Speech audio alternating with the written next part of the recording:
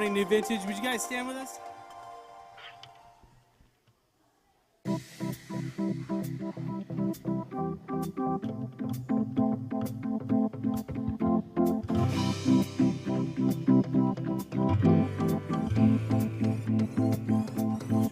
Urban streets to open plains, we are under one name. One is lost, goes unseen, 'cause we're all loved by our King. Come on, this is nothing ordinary. There is power in the name you carry. Every nation, every tongue, welcome to the kingdom. Sing it out. All the rich, all the poor, come on, all the people, all yours. We are daughters, we are sons, born and mortals. We are royals, we are yours.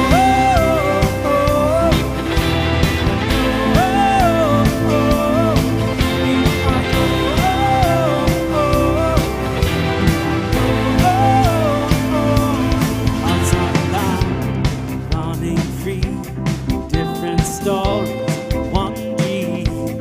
We don't wonder, we belong. We found our home, Father love. This is nothing ordinary. There is power in the name we carry. Every nation, every tongue, welcome to the kingdom.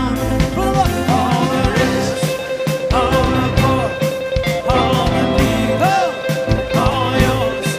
We are daughters, we are sons, born and mortals. We are royals, we are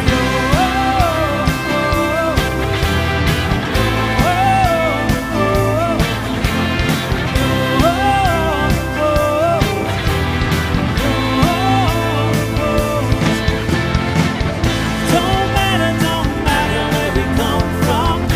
Everyone is welcome to your kingdom. It don't matter if we broke or we broken. 'Cause in your love we have found our freedom.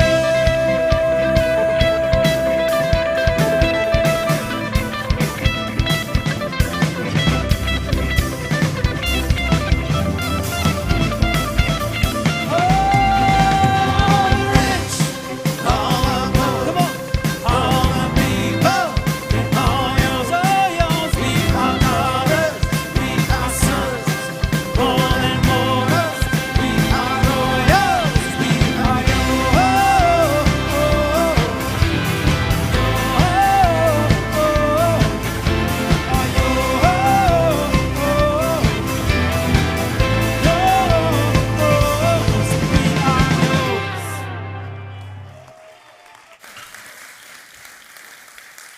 All right, welcome. You can have a seat for just a second. Welcome to the 11 o'clock service. We're glad that you guys are here this morning. We want to start with a upbeat song for a rainy day, but hey, thank God for the rain. Am I right? Who's with me on that? Thank goodness for the rain coming back. That's a great thing. It reminds me, I told somebody, it reminds me of growing up in Ohio. I grew up in Ohio. It's one of the states in our country. Have you guys heard of it? Not many? All right, great. But Ohio was mostly gray all the time. So I woke up this morning, I was like, oh, I feel like I'm 8 years old again. It felt really good this morning. I actually love a rainy day every once in a while. Who likes soup on a rainy day? Anybody out there, soup fan on a rainy day? Yeah. I have a brother, my oldest brother, Kent, if you're watching online. Literally, he hates soup. He hates the idea of soup. He hates the thought of soup. Any soup haters in the room? Are there soup haters in the room? Okay, one soup hater in the room. So, Kent, if you're watching, you have one friend here. Otherwise, we're all in for the soups, all right, on the rainy days. Well, we're excited about what's happening here at New Vintage. I want to tell you about just a couple things coming up. We're going to get back to singing a few songs. If you're new, if it's your first time, we're glad that you're checking this place out. You're welcome to get coffee. There's espresso back here. Restrooms are in the lobby. We're just excited that you came to check this out. If you're watching online, we're glad that you're joining us online. I hope you're comfy and cozy wherever you are and you're having a great day. Coming up October 23rd, twice a year, we cancel church services to go do services in our community. And so we have a bunch of really cool things coming up October 23rd. So mark your calendars for Serve Sunday. You are 11 o'clock crowd. You're going to have to come early. We start at 9 o'clock. I know for a lot of you, that's, that is very spiritual. You're going to have to be a spiritual awakening to get you up that early. But we'll pray for you and come be a part of it. You'll be able to sign up online for the project that you're interested in coming up very soon. We'll send you those links. This week, we have the grid coming back. If you're in your 20s, 30s, this Wednesday night right here, we're going to have a great time connecting and gathering all of our young adults. 6:30 on Wednesday, we feed you. We have a great time. It's going to be good for you. If you have not gotten connected to that, you want to make sure you get there. And tonight, we're having transit at 5 o'clock for middle school, Inside Out for high school at 5:30. And if it's raining tonight, I did go out last night and I did buy 100 feet of black tarp to have a slip and slide in the rain tonight if there is rain during Inside Out. So we have soap, we have slip and slide material. All we need is the rain to keep coming. And so if it's coming down hard tonight, we will have slip and slide at Inside Out and Transit. It's going to be a good night, all right? So, hey, we're going to sing a few songs, and we sing these songs as an expression of our love for God. And if you're new to this whole idea, you don't sing these songs, we put the words on the screen. You can just sing along or read along. You don't have to sing if you don't want to. If you're not a great singer, you can make a joyful noise. That's okay. You might see somebody put their hands up in the air. And we do that to tell God, we need you. And you're a big deal to us. And I have a 3-year-old at my house. And I've told you this before, but when I come home, oftentimes he runs up to me and he puts his arms up. He says, "Daddy, pick me up." And in order for him to, he could just say, "Daddy, pick me up." But he never says, "Daddy, pick me up" like this. He says, "Daddy, pick me up" like this. He puts his arm up because I'm bigger than he is. And I'm stronger than he is. And he knows that I'm a safe place to hold him. And so he puts his arms up and he says, "Dad, hold me." And when we sing worship songs, sometimes all we're saying is, "Heavenly Father, you're bigger than me. You're stronger than me. You're safer than me. Would you hold me today?" And I don't care how old you are, how mature you are. Every single one of us has a kid inside of us that sometimes doesn't know how to do life, that doesn't know what the next move should be, isn't sure where the help is going to come from. You're wrestling with something, and it's okay to sometimes put your arms up and say, "Heavenly Father, would you just hold me today?" So go ahead and stand up, look at the person next to you and say, "I will not hold you today." But maybe God will, all right? Let's go.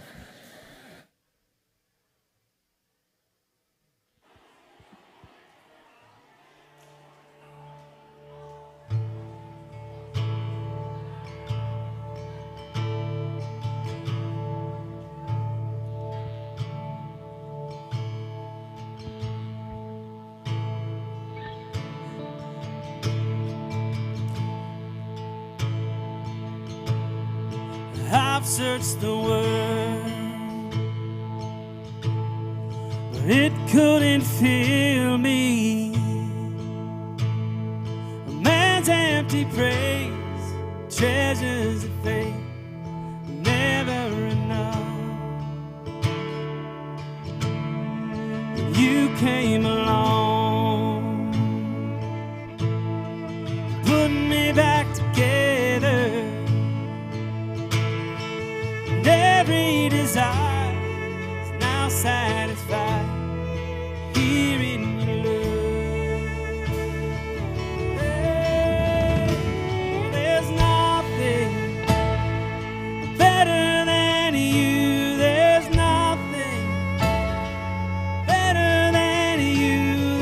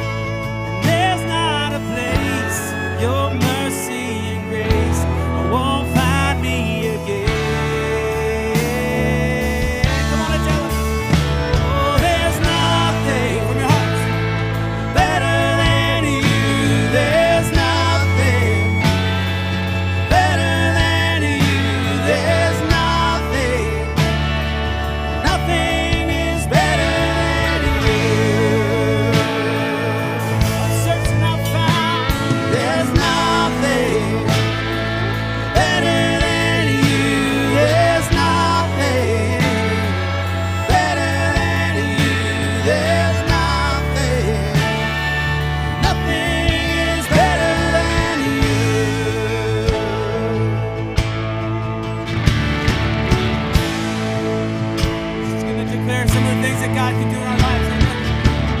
You turn mourning to dancing. You give beauty for ashes. You turn shame into glory. You're the only one who made. You turn mourning to dancing. You give beauty for ashes. You turn shame into glory. You're the only one who gave. Turning grace. You turn praise into garden. You turn bones into armies. You turn seas into highways. You're the only one who cares. You're the only one who cares. Oh, there's nothing. Come on now.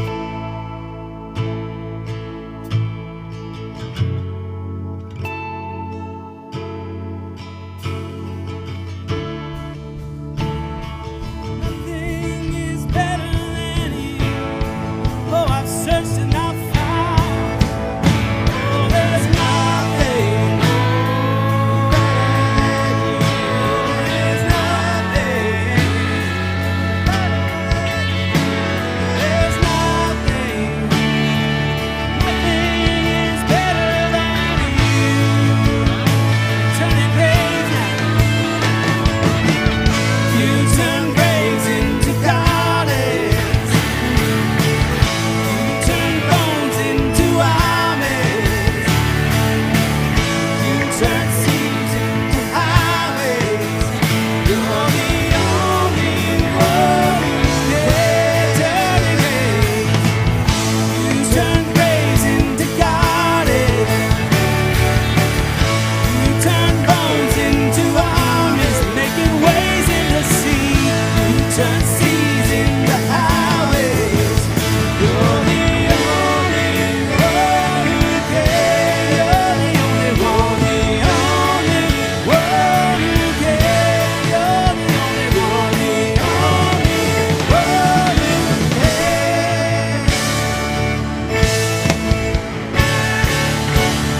Come on and give me praise this morning. Just tell him one more time.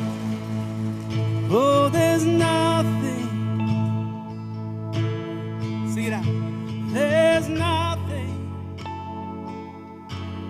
That's it. Oh, nothing is better than you.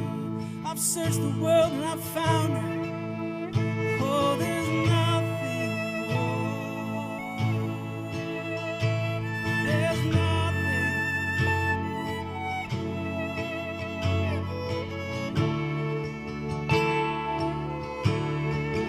Better than you.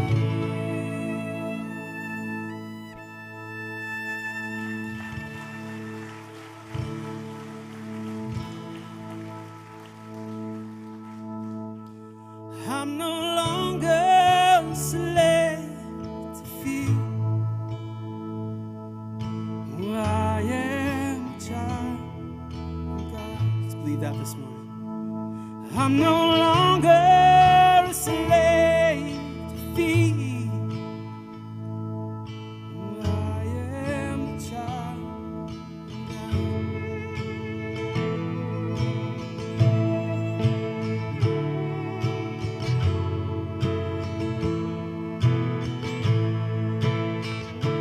You unravel me with a melody. You surround me with a song of deliverance from my enemies till all my fears are gone. Come on and declare. I'm no longer a slave to fear. I am a child of God. I'm no longer slave to fear. Oh, I am a child of God.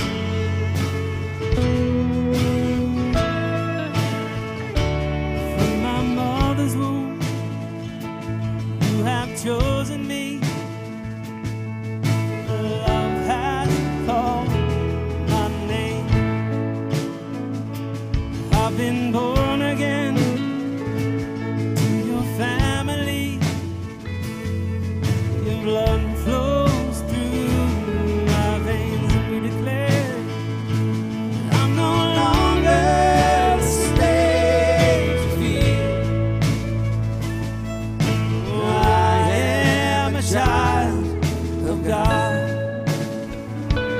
I'm no longer a slave to fear. Oh, I am a child of God. Singing, we believe I'm no longer a slave to fear.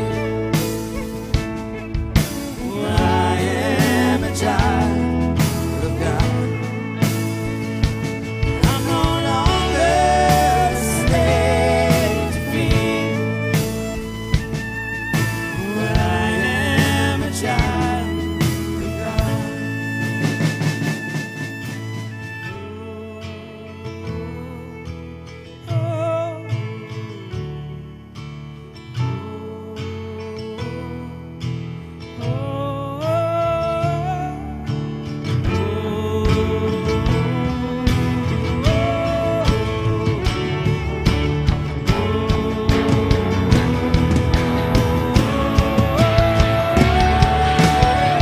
You split the sea so I could walk right through it. My fears were drowned in perfect love. You rescued me so I could stand and say, I am a child of God. You split the sea so I could walk right through it. My fears were drowned in perfect love. You rescued me so I could stand and say, I am a child of God. Oh, I am a child of God. Oh, we declare I am a child of God. One more time, sing it out.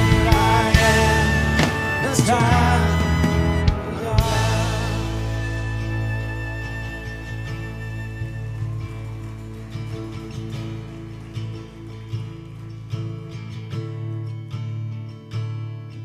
As the Spirit was moving over the water, Spirit, come move over us. Come rest on us. Come rest on us. As the Spirit was moving over the water, Spirit, come move over us. Come rest on us. Come rest on us. Calm down. Spirit, when you move, you make my heart pound. When you feel the roam, you're here and I know you are moving. I'm here and I know you will feel me. Calm down. Spirit, when you move, you make my heart pound. When you feel the roam, you're here and I know you are moving. I'm here and I know you feel me.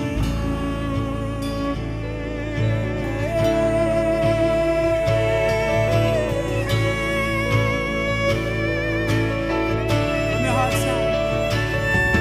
As the Spirit was moving over the water, Spirit, come move over us. Come rest on us, yeah. Come rest on us. As the Spirit was moving over the water, Spirit, come move over us. Come rest on us, yeah. Come rest on. I feel the fire, fire wind. Come and do it again. Open up the gates, let heaven on in. Come rest on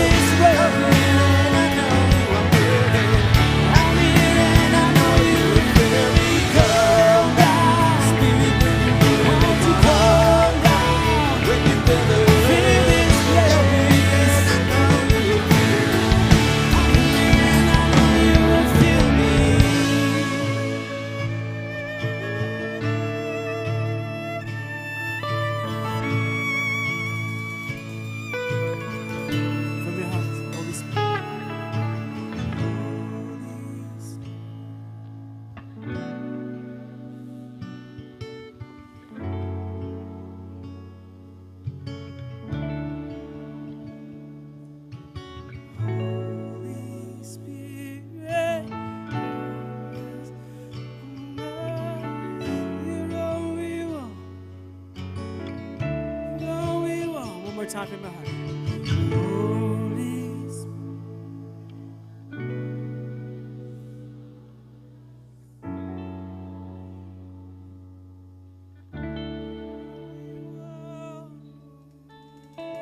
Come on and lift him up this morning. Man, you guys sound beautiful this morning. God bless you. You may have a seat. Well, I hope that in this room you experience God's grace and His presence. I hope that when you show up on a Sunday morning, you sense that people are for you, that you can feel God in this room, that you learn, that you grow. And we want Sunday to be an incredible place for you. And Sunday's a great place to begin growing your faith and to begin connecting with people. But it's a really bad place to stop. There's so many more ways to get connected. And so we have all these groups that you can plug into. We have married groups. We would love for you, if you're married, to connect in a group.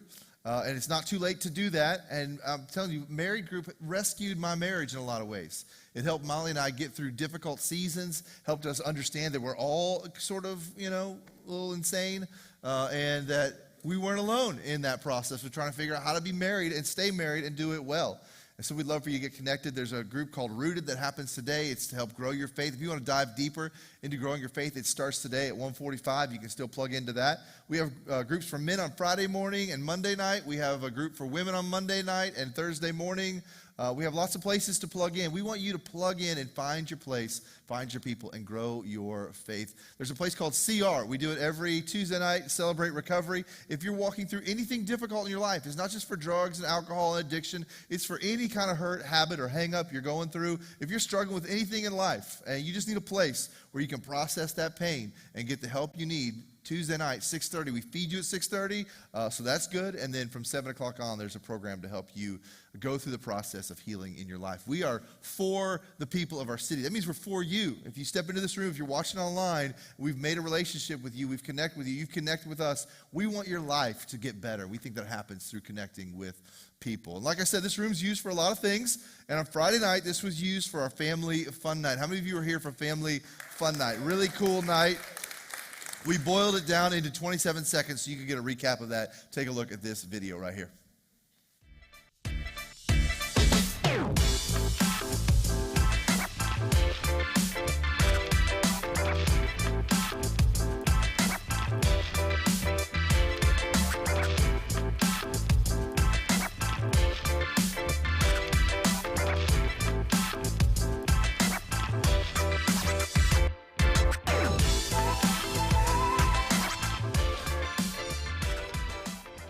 It was so fun, such a great time. And my wife hates it when I talk about her from the stage, but she's not here right now. So Molly killed the costume design that night. It was really, really cool. There were little kids who were saying, "Are those the real characters from the movie Inside Out?" And I said, "Yes, they are. They are the real characters." What's that? They're celebrities in our midst. They're right here. They're among us right here. They're right here. This is the Inside Out crew right here. They crushed it that night. They crushed it. They were so great. And they serve our kids on Sunday morning. I don't know why they're in here. They're supposed to be over there working right now. I'm just kidding. But every Sunday morning, kids are filling up that building. And as you saw, our kids ministry is growing. And so we need help. And if you're new or if you're checking it out or if I've asked you 1,000 times, you've sat there and you're like, I'm not really going to raise my hand to serve, and you know you're guilty, I just want to pour some shame on you right now. No, I'm kidding about that. But if you would be willing, at the 9 and at the 11 o'clock service, we need more help with our kids because there's so many coming. And it's good for you, it's good for them, and you don't have to plan anything. You don't have to write the lesson. If you've been to other churches where you're like, I had to do this whole Bible study all week just to get ready, it's all done for you. You step in, you hang out with the kids, you do the little lesson that we provide for you, you take them into the large group, you sing songs with them, you play with them, you break down one big idea, and you send those kids on their way. And you are the person they look to every week to show up and be their small group leader, that they go, I want to see him, I want to see her, because they're making church more fun for me. If you'd be willing to step into that, tap me on the shoulder, tap Molly on the shoulder, send us an email at info@newvintage.org, walk down to the kids building and just let us know. We'd love to have your help with that. It'll be good for you and good for the kids. Well, we get to do all these things like Family Fun Night and Serve Day, and we fed the JC football team a couple times in the last week, forming a partnership with them, helping them grow their potential to help young men become great men. We serve Montgomery High School, Carrillo High School, Village Elementary. We serve most of the schools in this area in some capacity. We get to do that because of generous people like you. It is so fun to give away to our city, to boost the morale of our city. And when you give to New Vintage Church, you're really giving to a place that's for this city. And so if you are giving, if you're feeling compelled to give, if you're feeling like you're being shamed to give or guilted into giving, I just want you to know we don't want that. We don't want it from you, okay? If you're feeling like, I don't know about this place, you just keep it, okay? I don't want it. God says I want cheerful givers, cheerful givers. It is so fun to give to something. And if you don't trust me because you look at me, you think he doesn't look trustworthy, I get that, first of all, I understand. But don't give here, give somewhere else, and do it cheerfully. Get excited about giving away, because giving, generosity, is the key to unlocking joy in your life. When you hold on to everything and you make it all about you, it's not going to be joyful. When you give things away, when you give generously, you get to watch and see what God does with your little bit and turns it into a lot. And you get to participate in what happens in our city as we trust God for the future of building a place that's for our city. It's so fun to give. If you haven't given yet, we'd love for you to jump in. You could give to, right now, if you give to our general fund, a lot of that's going to go to our Serve Day to help provide supplies and things we need to serve our city. We're always buying pizzas for kids, buying food for kids, helping our young kids have fun things like Family Fun Night. There's all kinds of great things that we're doing with the gifts that you're giving. So thank you for giving. Thank you for helping this church go further, faster to impact our city. You can give online, newvintage.org. You can give in the boxes in the lobby, or you can give through this text message behind us. But either way, we'd love for you to make a plan to give so that we can plan to serve our city. Let me pray for us, and I'll be back in just a moment for the message. God, thanks for today. Thanks for giving generously, God. Jesus, you gave your life, and you said, who for the joy set before him endured the cross. Sometimes giving money away, giving to something feels a little painful at the time, but we do it for the joy set before us, that we get to see what you do with our offerings, what you do with our generosity, God. And I pray that we would be a generous church that gets to see you do crazy things to love and serve our community, God. Thank you for giving to us so generously. Help us to do the same. In Jesus' name we pray. Amen.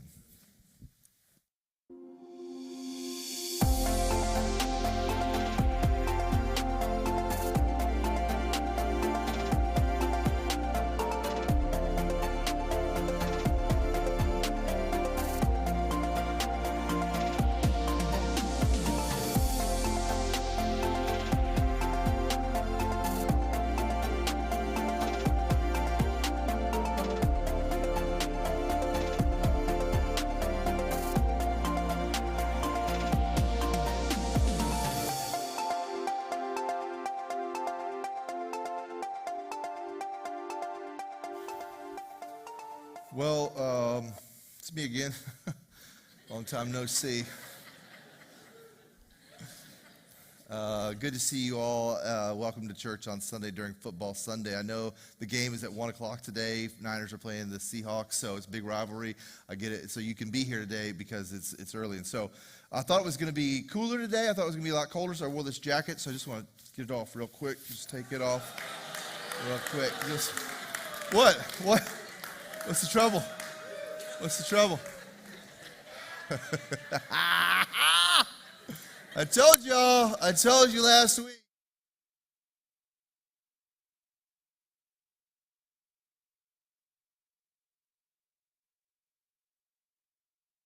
Oh, man, I tell you what. I've been a Bears fan since I was a child.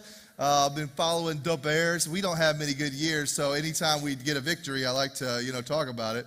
But we're also starting this brand new series. As we finished a series called OMG. It was a great series. Go back and watch it if you missed anything. But we're starting a brand new series, and the series is called UNOFFENDABLE. I mean, what? It couldn't have happened at a better time. That my team beat your team, and I get to brag about it in your face. All right, to start this series and see if you get offended by it. How do you deal with the irritations in life? That's what this series is about. It's about what do we do with the offenses that happen in our lives? What do we do with the things that that are irritating and annoying. I know this is like a small, silly thing. I know it's lighthearted for most of you. Some of you are like, we need a new church. But there are bigger things in life that you're going to go through that you have to react to. And what would it look like for you? Is it possible? Could you possibly choose how you respond to the difficult things in life? Because if you look around us, everyone's so bothered. What would it look like to not live a life where you were so bothered all the time? That you weren't bothered by your spouse and bothered by your kids and bothered by your coworkers and bothered by your friends and bothered by inanimate objects. I mean, we're just bothered all the time. What would it look like to live a life that we couldn't even offend you? You were unoffendable. What would that look like? And so we titled this series Unoffendable. We stole it from a book called Unoffendable. How just one change can make all of life better. A friend of mine put me onto this book earlier this year. I read it and I was like, that is so good. So we're gonna rip things out of this book, and the author isn't allowed to get upset about it either because he wrote it. It's called Unoffendable. Sorry, buddy, you cannot be offended that we took this from you. And this isn't plagiarism, okay? Some of what I'm gonna say is directly from the book. I'm saying that out loud. Plagiarism is when you pretend like it's your own brilliant ideas. These were not my brilliant ideas. Some of them were, but most of them were not. And so I'll let you know when it's my idea versus the book's idea. I'll try to do that. But isn't it true that many of us are pretty easily offended? Like we get pretty upset pretty easily, and we get offended about the dumbest stuff. Have you guys heard this before, where somebody is speaking another language in America, and someone will be offended by that, and they'll say something like, "You're in America, speak English." Have you heard that before? Like, how angry, how upset on the inside do you have to be to have that be the thing you're bothered by, you know? Like that person goes to Greece on vacation, and they speak Greek. They don't go over there. You know, the only Greek they know is like yogurt. That's the only Greek they know. And by the way, I said that at the 9 o'clock service, and a lady from Turkey was here, and she walked up to me and she said, yogurt is from Turkey. We invented yogurt. And she said, I'm offended that you gave it to the Greeks. I said, you know what? I think you missed the message. No, it was great. It was great. I said, that's going to be funny. I'm going to talk about that next hour. We get offended by such silly things, and we have to, like now in the world we live in, we have to kind of be careful what we say, right? Because someone's always going to be offended by something that you say, right? And if they're offended in today's culture, what do? We offend back, or we cancel you. Oh, you offended me, I'm going to get rid of you. If you offend me, I get rid of you, and that way I can offend you equally as much as you offended me. And so we have to dance around, be careful, and back and forth we go, getting upset with each other. And all of this is rooted in one little emotion that we're all very familiar with called anger. At the root of all the offense is this emotion called anger. And many of us are angry people. I grew up, I had a bit of a temper growing up. I'm wired a little hot. Let's just dive right into it. Where are my wired hot people in the room? Where are you in the room? You can just be honest. You got a little temper on you. You like 11 of you. That's liars. A bunch of you aren't raising your hands, and I'm offended. I'll be honest with you. It's frustrating. I'm up here being honest, and you guys are lying. We all get upset. We all get angry, but some of us have a little bit of a tendency to lean into it even more. But I'm going to talk about anger today, this week, a little bit. And nobody needs anger management more than me, so this is not like me telling you guys how to do it, all right? I've got my own issues. Just ask my wife. I'll get mad. This morning on the way here, I was getting the kids in the car, and I opened the door, and I had a box of screws that had been sitting in my car I got from Home Depot the other day, and the screws fell out. As they were falling, I tried to grab it with my foot. You've ever done that deal before? Try to catch it, right? But I missed it, and the box fell as we're leaving. We're a little bit late already, and they landed, and they all spill across the whole driveway. And instantly I was like, oh my God, I'm doing a message on anger today. Well, I'm just so excited for these screws to be, I love picking things up, this is so, just mad. I get mad at inanimate objects. You do too, though, by the way. Let me just read a few. I made a list of this. You ever been in a hurry and you hit back-to-back red lights? 1, 2, 3. You ever been there before? It'll drive you insane. Oh my gosh! Oh. You ever been behind a slow person in a parking lot? Well, you're just like, what are you doing? I just am like, some of you are the slow person, I'm sorry. Oh, I'm just taking my time, being safe. That's what I'm doing. Hurry up. You ever bit into a sandwich and the whole sandwich fell off the backside of the sandwich? You're just like, who made this sandwich? You ever gone to Subway and been like, I'll take a little bit of mayonnaise? And then they just squeeze the mayonnaise like crazy. And you're like, what are you doing? No. Too much. You ever watch them build your sandwich and get mad about it? I have. I'm like, that's not right. You ever hit your head on something by surprise? You ever done that before? How many cuss words in the world have flown out because of that moment right there? Have you ever been wearing earbuds that have a cord on them and they get snagged on a doorknob? You know what I mean? You're walking along, it's like, God. You know what I'm talking about? And you're just like, mother! Oh, that's kind of hurt, freaked you out, scared you or whatever. I don't know. These are just objects. We haven't even got to people yet.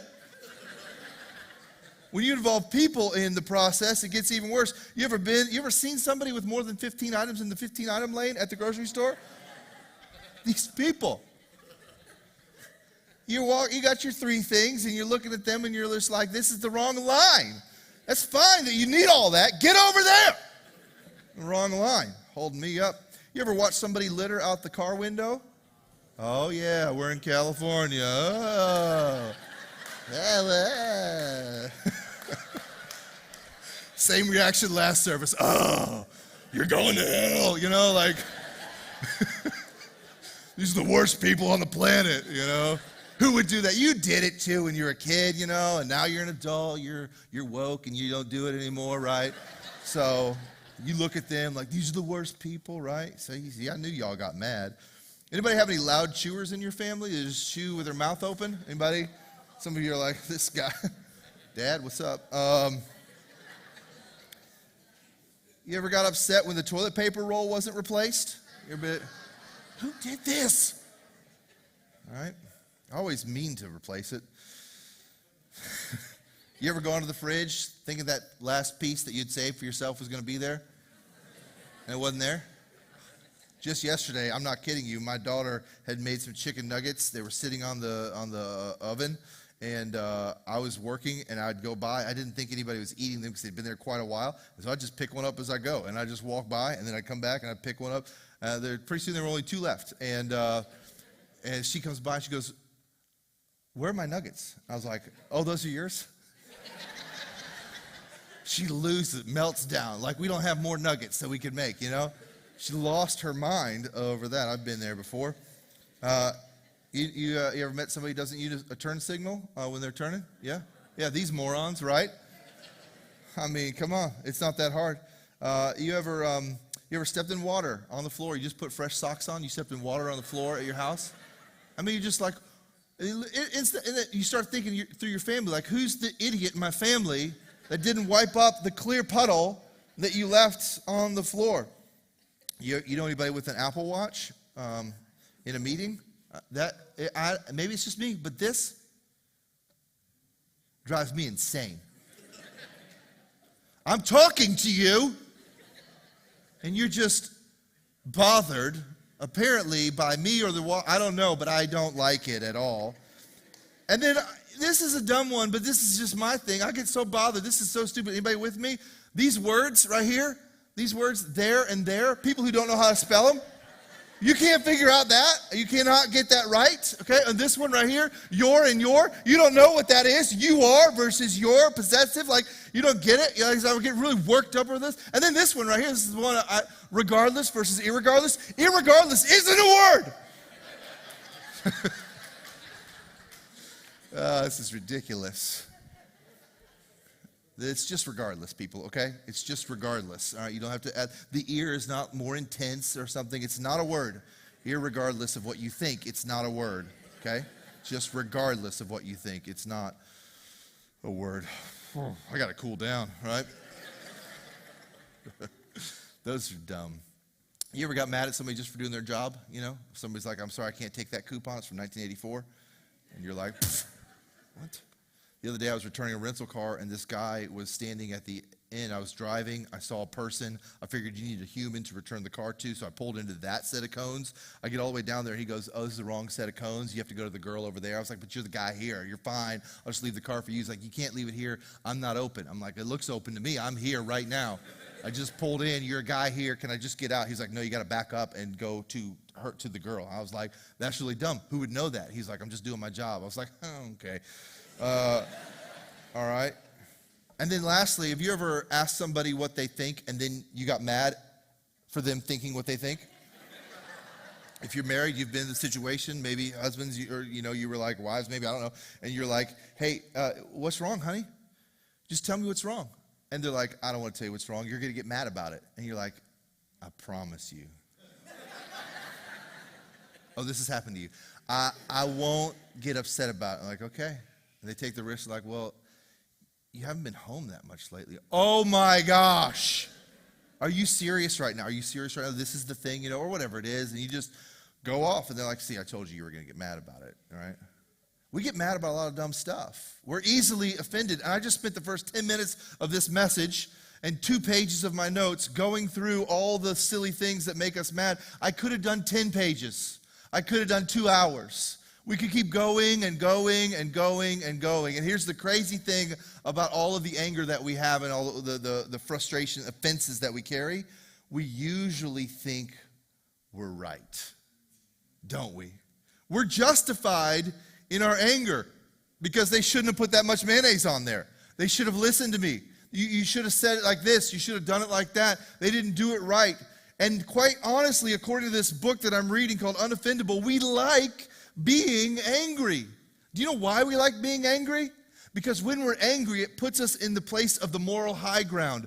I was right, you were wrong. I like being angry because angry tells me that I'm the right one in this relationship and you're the stupid wrong one in this relationship. And so I like to be angry because it tells me I'm better than you. We like it. We kind of like to be angry. And as Christians, those of you that follow Jesus in the room that would say, I'm a follower of Jesus, we have some pretty direct marching orders about what to do with our anger. If you're not a Christian in the room, you got dragged here, you're checking this out, you're not sure what you think about the whole God thing yet, you can do whatever you want with your anger, okay? I don't have any orders for you. I don't have any commands for you. I don't have anything that, you didn't even say you follow Jesus, so I'm not going to tell you what Jesus said. I'll tell you what he said, but you don't have to follow it because you haven't said you want to follow it. But you can at least get a sneak peek today at what Christians are supposed to do with their offenses. If you're a follower of Jesus, if you're a Christ follower, then this is what we're supposed to do with our frustrations, our angers, according to the Bible, according to God, the writers of God's Word. So I'm going to take a look at this verse that most of you, if you're a church person, if you grew up in church, you're familiar with this passage that says, in your anger, do not sin. In your anger, do not sin. And don't let the sun go down on your anger. Raise your hand if you've heard that before. You've heard that verse before somewhere. You've heard that, okay? That verse, we assume we interpret it to mean, okay, then use my anger for something good. Just don't use it for bad. If I'm going to get angry, let me use it and direct it towards something good instead of something bad. And I want to say today that I think that's the wrong way to look at that passage, and I want to walk through it with you to see if you agree with me or not. Maybe you don't agree with me, we'll see. But it's found in Ephesians chapter 4, and Ephesians was a letter that a guy named Paul, one of the first early missionaries to tell people about Jesus, he wrote a letter to a group of early believers in a city called Ephesus, and it was cleverly called Ephesians. And so it was a short letter that did not have chapters. We scholars broke it up into chapters. There are 6 of them to make it easier to study. So we're going to be in chapter 4, and we're going to go halfway through the chapter to verse 17 and start there. So Ephesians chapter 4, verse 17 says this, with the Lord's authority, I say this, live no longer as the Gentiles do, for they are hopelessly confused. In other words, Paul is saying you have a choice with how you do your life, and so choose to live. I'm saying live this way instead of that way. They're options. It says that the confused people, their minds are full of darkness. They wander far from the life God gives because they have closed, that's a choice, their minds and hardened, that's a choice, their hearts against him. They have no sense of shame. They live for lustful pleasure and eagerly practice every kind of impurity. There's a group of people in the world who have said, I don't want to listen to anything God has to say. I'm not interested in him. I don't want to hear his ways. I want to do whatever I want, whenever I want. His point here is you have a choice how you want to live. You have a choice with what you do with your life. You can choose to close your heart and close your mind, or you can choose to be willing to listen. And he's telling his readers, so I want you to listen. Because he says in verse 20, but that isn't what you learned about Christ. You learned something wholly different. Since you have heard about Jesus and have learned the truth that comes from him, throw off, that's a choice, your old sinful nature and former way of life, which is corrupt by lust and deception. You have a choice. You could get rid of the old way and you could put on the new way. He says instead, verse 23, instead, let the Spirit renew your thoughts and attitudes. I put it on the screen. Let. That's a word that infers that you have a choice. You can let it or you can not let it. You can let it or you can say, no, I'm not going to let the Spirit renew. What? Renew what? Thoughts and attitudes, right? Your thoughts and attitudes. We're getting towards this idea of the anger here. Anger is going to be an attitude, right? And so Paul is leading up to this passage we're familiar with about our anger, and he's saying, listen, you've got a choice in the matter with what you allow into your mind, what you allow to live in your heart and your spirit. And so he says, let the Spirit renew you, right? Put on your new nature, created to be like God, truly righteous and holy. You get a choice. Put it on. Put on the new you, right? Verse 25. So stop telling lies. Let us tell our neighbors the truth, for we are all part of the same body. That whole lying to one another, that's your old spirit. That's the old way to do it. That's the you that was scared of life. That's the you that didn't care about what the Spirit was telling you. That's the old way. Don't live that way. Stop lying to people. I mean, for some of you in the room, that's all you needed to hear today. You got a problem. You can't tell the truth, and the truth isn't in you, and so nobody trusts you, and you got to get through that, right? Few of you probably have that going on. Verse 26, and don't sin by letting anger control you. Don't let the sun go down while you are still angry, for anger gives a foothold to the devil. All right? So looking at that verse, it's on the screen, don't sin by letting anger control you. Have you guys ever felt the anger starting to take over and control your actions? You ever felt like the anger was starting to get a little too comfortable in your spirit? You ever had a moment where you're really mad at somebody and you knew I should probably let this go, but you just couldn't let it go? You just were like, I'm so mad at them. I'm so angry at them. See, anger, let's say anger is some entity flying through the universe, and when it finds it's lonely, it's uncomfortable, it's homeless. Homeless anger is looking for a place to stay. And it comes into your mind, into your heart, and it goes, ooh, this is cozy. I'd like to live here for a little while. I've needed a nice comforter, and your heart, your mind, your life is a nice place for me to sit down and control. Do you think if we could look at anger, do you think anger would be like, hey, I don't really care if I'm in charge? Or do you think anger would be like, oh, I love to be in charge? Anger would say, oh, I only like to be in charge. I like to lead everything. Because once anger gets into your heart, into your mind, it begins to take over. It begins to say, I'm in charge now. You guys, there's an old show about salons getting taken over, and this lady named Tabitha, I think. She's like, I'm Tabitha, and I'm taking over. And Molly and I used to watch that show all the time. And I'm like, I'm taking over. She has this accent. That's what I think of as anger. It's like, hello, my name is Anger. I'm taking over, And just, I'm going to take over your life. And so Paul says, listen, you can't let the sun go down on anger, because if you let the sun go down on anger, anger is going to think, oh, I found a home. I found a spot. You got to deal with anger directly and be like, hey, dude, you cannot live here. You don't get to live in my heart. You don't get to live in my mind. But I promise you, in this room, if I went through every one of your lives, I promise you, a lot of you are holding on to something from the past or from last night, and you're letting anger live in your spirit because those people deserve it, and you're right about it. And you are right for being angry in your own mind, and you're holding on to anger. And you're just tightening your fists, and you're just saying, I'm not going to let them off the hook because they were wrong and I was right and they deserve me to be angry, and my anger will show them how mad I really am and what they did to me. But the rest of this verse says the anger gives a foothold to the devil. It gives a foothold to the devil. And so A foothold is a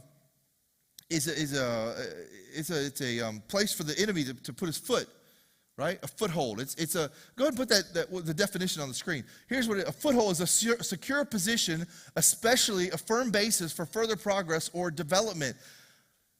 What Paul is saying is that if you let anger be in your life, it will be a foothold for the enemy to make further progress in your life. The enemy wants a secure place to stand in your life to get a good footing because he wants to ruin your life, but he can't do it if there's no anger, because anger is the sure foundation that the enemy knows he can stand on and go, all right, let me ruin your life a little more. I got a good foothold here. I can ruin you a little more and a little more and a little more and a little more. And he wants to get into your life and destroy your life. The book didn't say it like this, but I'm going to say it like this. Anger is the marijuana of emotions. It's the gateway. It's what the enemy uses to make further progress in your life. Now, I know we're in California, it's legal and all that kind of stuff, but I don't know anybody who wakes up at 12 years old and is like, you know what, I need to be a meth head. 12-year-olds don't do that. 12-year-olds get invited by a friend to come smoke a joint. And that joint over time becomes something else, becomes something else, becomes something else, becomes something else. Pretty soon you're so far from where you wanted to be. You never wanted to be down here, but you let a little something live too long in your life, and you landed down there. You let anger live too long in your life, and you don't want to be bitter, but you turn bitter. And you don't want to be full of hatred, but you're full of hatred. And you don't want to slander everybody with your words, but you're talking all kinds of stuff behind their back. And you don't want to, end up not paying, the money back, or you don't want to withhold this thing, or you don't want to kill them. But this is how murder happens. Every murder started with a little bit of anger that they couldn't let go of. It's the gateway to more progress in your life. It's the gateway to all kinds of destruction in your life. Anger's not good, but you're hanging on to it and you think you're right about it. The problem with that is that if you hang on to anger, it allows the enemy to hang on to you. So I have a question for you today. As you think about this idea of unoffendable, what are you hanging on to, or what are you holding on to that's allowing the enemy to hold on to you? What are you holding on to that you're so mad about, that you're so angry about, that's allowing the enemy to hold on to you? Do you know that if you would let go of that anger, he'd have to let go of you? Because he wouldn't have a foothold anymore. Your anger that you're hanging on to, that you're so justified by, that's right, and I understand it, and probably if I heard your story, I'd go, I know, that's hard, I know, I'd be mad too, but the more you hold on to it, the more of a foothold you give the enemy to hang on to you, and it's not worth letting the enemy hang on to your life so he can get in and cause more destruction. So what are you holding on to that's allowing him to hold on to you? And if you would let it go, he'd have to let go of you. You'd be free. That's the wisdom Paul's trying to give us, is that you got to let go. And as a Christian, this is what the author writes in the book. We don't even get to hold on to anger. We don't have a right to it. It says this. It says, get rid of all bitterness and rage. All of it. Get rid of it. Paul writes, all the anger, all the harsh words, and the slander, as well as all types of evil behavior. We don't get to hang on to it. Get rid of all. Man, I thought I was supposed to use it to direct it for something. Like if I'm angry enough, it'll be used for good somewhere. And Paul's going, it's too dangerous. You can't hold on to it. You got to get rid of the anger. Get rid of all of it. It's not going to do any good in your life. James says it like this: human anger does not produce the righteousness God desires. Human anger isn't going to do anything right. Only God is powerful enough to hang on to anger. I'm a lover of Coca-Cola. I have no power over it. If it's in my house, I will drink it. No chance of me not drinking a cold soda in my house. The other day, we fed the football team at the JC. We had about, a couple hundred Cokes left on ice in a cooler that got put in my truck. And so I was outside on a cold day or a hot day working, and I was like, there's Coke in that cooler back there. I know there's Coke in the cooler. I shouldn't drink it. It's not good for me. I'm trying to get off that Coke. It's not good for me. Sugar's not good for me. I'm going to get diabetes. I'm going to have one right now. So I had one. 30 minutes later, I was like, that was so good. It was so good. I'm going to have another one just because it's so hot. I need it. I'm dehydrated. I should probably have it. It'd be good for me. Drank another one. I'm not kidding you. I lie not. 15 minutes later, I was like, I think probably a third one is what I need right now. I need a third Coke. I was pounding soda all afternoon. I was useless against it. I'm telling you, anger in your life, you are powerless against it. It's too strong, and you can't stop it from doing the harm in your life that it's going to do. You have to get rid of it. So this is the question the author asks. Is it possible? Is it possible to choose to be unoffended? Could you choose to not let anger be in your life? Could you choose to get rid of anger? Could you choose to get rid of anger in your life? He goes on to write this: we believers, we actually don't even get a choice. We actually do not have a right to anger. Paul says the best way to live is without anger. He says, because as Christians, we are commanded, told, required to forgive, which means anger has to go. Anger can't live beside forgiveness. There's no place in the ministry of Jesus where you're allowed to be unforgiving.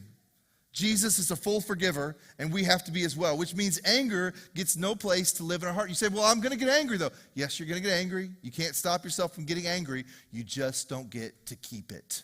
You got to figure out a way to get rid of the anger. It will do no good in your life. And this is difficult because every time you're angry, like I said, you're right. You are better than these idiots. You are better than them, right? You're right about this thing, right? Which means it requires humility to say, I'm not going to hang on to my anger. And I promise you, you and me, we don't flourish in pride. We were not made to flourish in our pride. We don't do our best work in pride. We actually flourish in humility. We flourish, we thrive in humility. And anger, unfortunately, anger is actually for fools. Ecclesiastes says it like this: anger resides in the laps of fools.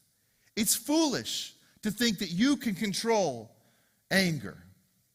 So, the anger you have towards your boss, towards your dad, towards your mom, towards your ex, towards your spouse, towards your kids, towards your parents, towards your mom and dad, towards your siblings, towards the people that hurt you, towards the people who didn't invite you to the party but then posted about it on social media so you could see that you weren't invited, the people who are intentionally doing you harm, your anger at them is perfectly natural, and it's perfectly foolish, because you could be them very easily. You might be the very person who's hurt somebody else. You have the potential, I have the potential to do the exact same thing to them. So staying mad about it, it's not going to heal anything, and it's not going to help your heart. I want to read a passage, because we got to do something else other than getting angry. Like, there has to be some other response to getting angry. So what does that look like? So the author of this book wrote this story about his friend that I want to read to you. It's 2 pages long. It's like story time for you for just a minute, so I won't do this for you, but there's no pictures. But it's 2 pages. It goes like this.